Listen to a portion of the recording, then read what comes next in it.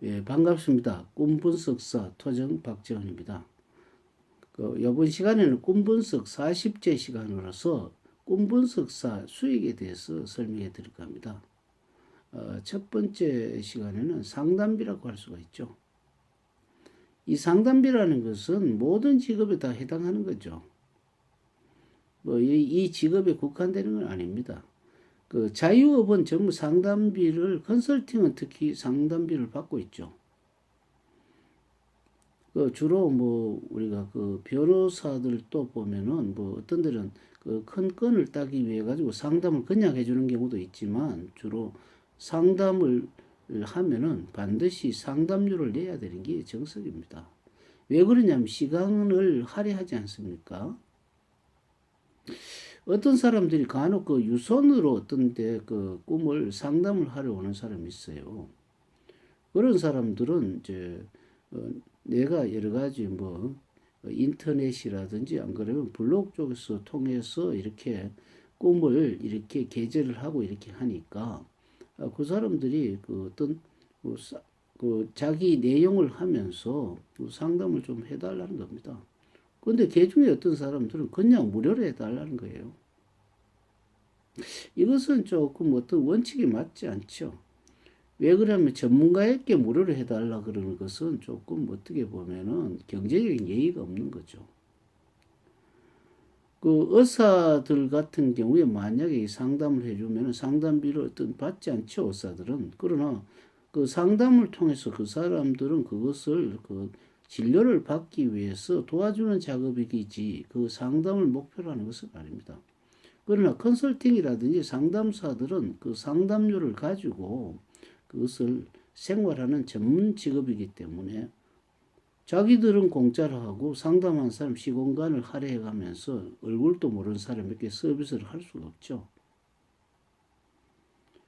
어떤 보장이 되지 않기 때문에. 그런데 그런 사람들은 끌어놓고 상담비가 얼마니 전이지 하면서 끊기 마련인데, 1차적으로 이 상담비가 굉장히 중요합니다. 왜 그러냐면 그 상담비가 그 사람의 어떤 경제를 좌우지하겠죠. 그런데 그 상담비가 가격이 중요한 것이 아니고 그 상담을 어떻게 하느냐가 굉장히 중요합니다. 상담을 중요한데 특히 꿈분석 사인 같은 경우에는 다른 직업도 비슷합니다만은 신임을 얻는 게 제일 중요하죠. 신임을 얻기 위해서는 적중률이 높아야 됩니다. 적중률이 높다기보다는 제가 생각할 때는 어떤 설명을 해줬을 때 그 사람이 실천을 하느냐 안 하느냐에 따라서 굉장히 중요하죠. 아무리 잘 설명을 해주어도 실천을 하지 못한다면 적중률이 아니고 아예 적중이 없죠.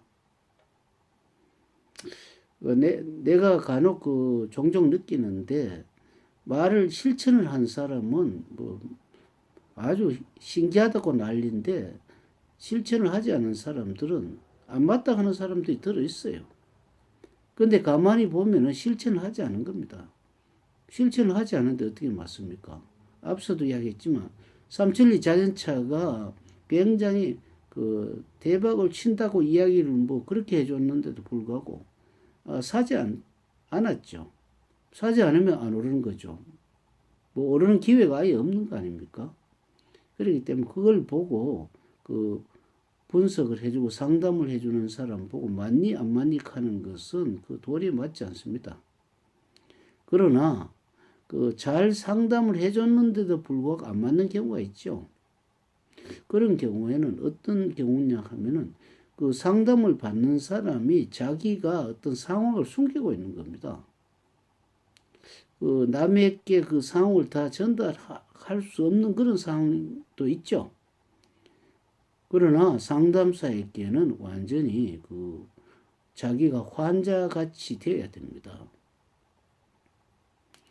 환자에게 옷을 벗는다 해서 창피하고 하는 것이 아니죠. 왜냐하면 그 병을 진맥하기 위해서는 옷을 벗어야 될 곳에 벗어야 됩니다.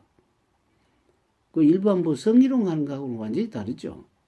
그렇기 때문에 어떤 상담사도 자기가 잘하려 그러면은 자기의 직종에 맞게끔 상담을 원활히 하게 하고 아주 적중을 시키고 나중에 결과가 좋아야 됩니다. 그래서 우선 상담비를 받으려면 상담비 값을 해라 이런 거죠. 자, 그럼 다음 시간에 다른 내용 말씀드리겠습니다. 감사합니다.